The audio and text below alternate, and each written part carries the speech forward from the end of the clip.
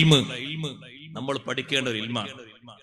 നമ്മുടെ സ്വഭാവം നന്നാക്കിയെടുക്കാൻ, നമ്മുടെ നഫ്സിനെ നന്നാക്കിയെടുക്കാൻ, നഫ്സുൽ അമ്മാറ എന്ന് പറയുന്ന നമ്മുടെ നഫ്സ് കുറ്റകൃത്യങ്ങളെ കൊണ്ട് കൂടുതൽ കൽപ്പിക്കുന്ന, തോന്നിപ്പിക്കുന്ന ഈ നഫ്സിനെ, ആത്മാവിനെ, അതിനെ പരിപോഷിപ്പിച്ചെടുക്കാനല്ല ഇൽമ്.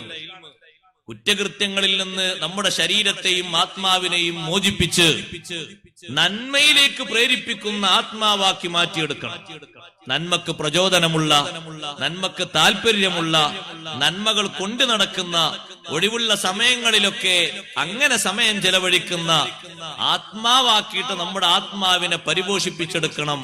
ആ ഒരു ഇൽമും ഞാനും നിങ്ങളും പഠിക്കേണ്ട ഇൽമാണ്. വെറും നിസ്കാരം നോമ്പ് മാത്രമല്ല, നോമ്പ് തന്നെ നിങ്ങൾ നോക്ക്. നോമ്പിനെ പറ്റി ആഴത്തിൽ പഠിക്കുന്ന ഒരാള്, നന്നായി പഠിക്കുന്ന ഒരാള്, നോമ്പ് കൊണ്ട് എത്ര മാറ്റാണ് അല്ലാഹു തആല നൽകുന്നത്. നോമ്പ് എന്തെല്ലാം രോഗങ്ങൾക്ക് ശിഫയാക്കിയിട്ടാണ് അല്ലാഹു തആല വെച്ചിരിക്കുന്നത്. ശാരീരിക രോഗങ്ങൾക്ക് മാത്രമല്ലല്ലോ നോമ്പ് ശിഫയാകുന്നത്, മാനസിക രോഗങ്ങൾക്ക് വരെ നോമ്പ് ശിഫയാണ്. മാനസിക രോഗങ്ങൾക്ക് വരെ നോമ്പ് ശിഫയാണ്. അതുകൊണ്ടല്ലേ കല്യാണം കഴിക്കാൻ കഴിവില്ലാത്ത ആളോട് നബി സല്ലല്ലാഹു അലൈഹി വസല്ലം തങ്ങൾ ഇടക്കിടക്ക് നോമ്പ് നോറ്റുകൊണ്ട് ജീവിക്കാൻ പറഞ്ഞത്. അതയാളെ ശരീരത്തെ തഖ്വയിലായി പിടിച്ചു നിർത്താനുള്ള വലിയൊരു മരുന്നാണ് നൽകിയത്. നോമ്പിന് അങ്ങനെ ഒരു കഴിവുണ്ടോ? നോമ്പിന് അങ്ങനെ ഒരു കഴിവുണ്ട്. ആ കഴിവിലേക്ക് നോമ്പ് എത്തുമ്പോഴാണ് നോമ്പിന്റെ യഥാർത്ഥ സൗന്ദര്യം നമ്മുടെ ശരീരത്തിനും നമ്മുടെ മനസ്സിനും കിട്ടുന്നത്. നോമ്പ് നോൽക്കുന്ന ഒരാൾക്ക് നോമ്പിന്റെ പൂർണ്ണ പ്രതിഫലം കിട്ടണമെങ്കിൽ രണ്ട് ഷർത്തല്ലേ നബി സല്ലല്ലാഹു അലൈഹി വസല്ലം നിങ്ങൾ പറഞ്ഞത്. തറാവീഹ് നിസ്കരിക്കുന്ന ആൾക്കും ലൈലത്തുൽ ഖദറിൽ എണീറ്റ് ദുആർക്കുന്ന ആൾക്കും നിസ്കരിക്കുന്ന ആൾക്കൊക്കെ സഹോദരങ്ങളെ, സഹോദരിമാരെ, പൂർണ്ണ പ്രതിഫലമായി പറഞ്ഞത് ഗുഫിറ ലഹു മാ തഖദ്ദമ മിൻ ദംബിഹി.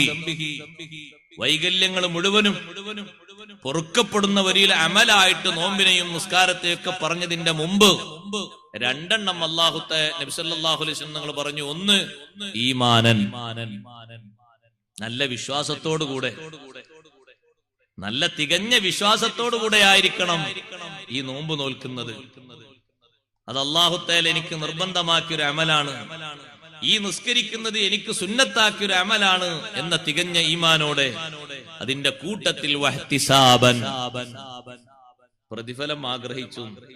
പ്രതിഫലം ആഗ്രഹിച്ചും എന്ന വാക്ക് വിശദീകരിച്ചുകൊണ്ട് പണ്ഡിതന്മാര് പഠിപ്പിച്ചു, പ്രതിഫലം ആഗ്രഹിക്കുക എന്ന് പറഞ്ഞാൽ നിയ്യത്ത് നന്നാക്കലാണത്.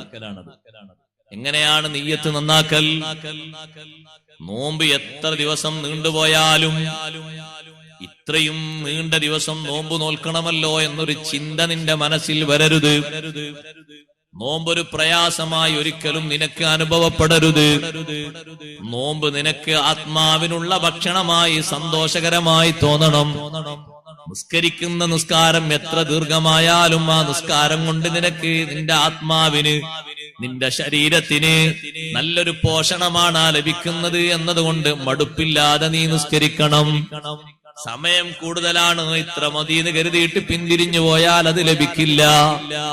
നോമ്പ് ഇത്ര മണിക്കൂർ കൂടുതലാണല്ലോ എന്ന നിലക്ക് ഒരു ഭാരം തോന്നാൻ പാടില്ല, ഒരു പ്രയാസം നിന്റെ മനസ്സിൽ പിടിപെടാൻ പാടില്ല.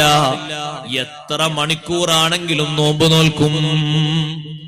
നമ്മളെ നാട്ടുകാരൊക്കെ ഏറിപ്പോയാൽ ഒരു 12 അല്ലെങ്കിൽ 12.5 മണിക്കൂറൊക്കെ ഉണ്ടാവുള്ളൂ.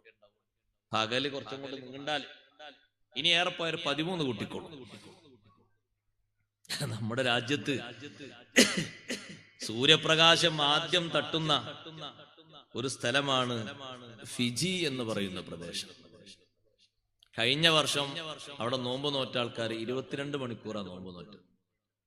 2 മണിക്കൂറേ അവർക്ക് രാത്രി കിട്ടിയിട്ടുണ്ട്. അവരെ നിയ്യത്ത് നന്നാക്കിയ കൂലി നമുക്ക് ഉണ്ടാവില്ല അല്ലെ? പ്രയാസം.